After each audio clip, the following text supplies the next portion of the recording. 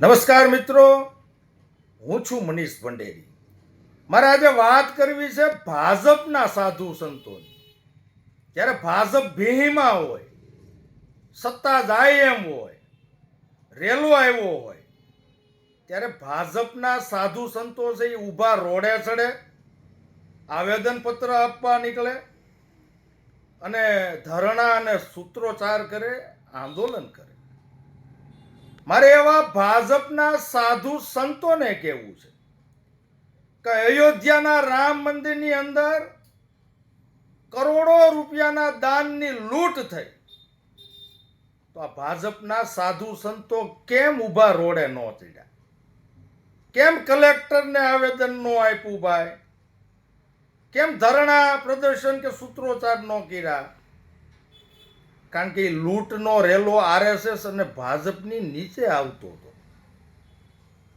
આજે આ નરેન્દ્ર મોદીની આ ભાજપની સરકારમાં સમગ્ર ભારત દેશની અંદર કેટલાય હિન્દુના મંદિરો છે એ તોડવામાં આવ્યા.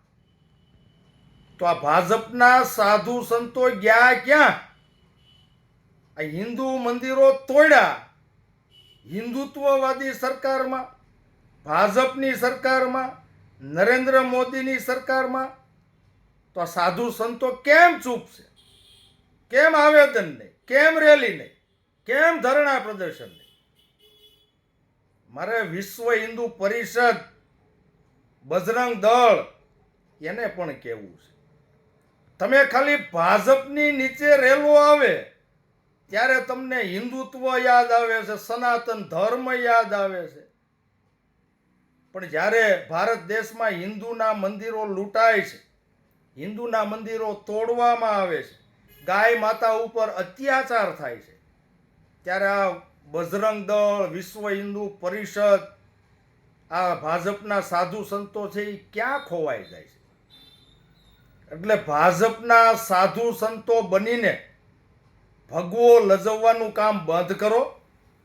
ખરેખર જે હિન્દુઓ ઉપર, હિન્દુ ધર્મ ઉપર, હિન્દુ મંદિરો ઉપર, જ્યાં ભાજપની સરકારમાં, નરેન્દ્ર મોદીની સરકારમાં જે અત્યાચાર અને દમન થઈ રહ્યો છે, જે લૂંટફાટ ચાલી રહી છે, એની સામે એક સાચા સાધુ, સાચા સંત તરીકે ભગવો પહેરીને ખુલ્લા મેદાનમાં આવો.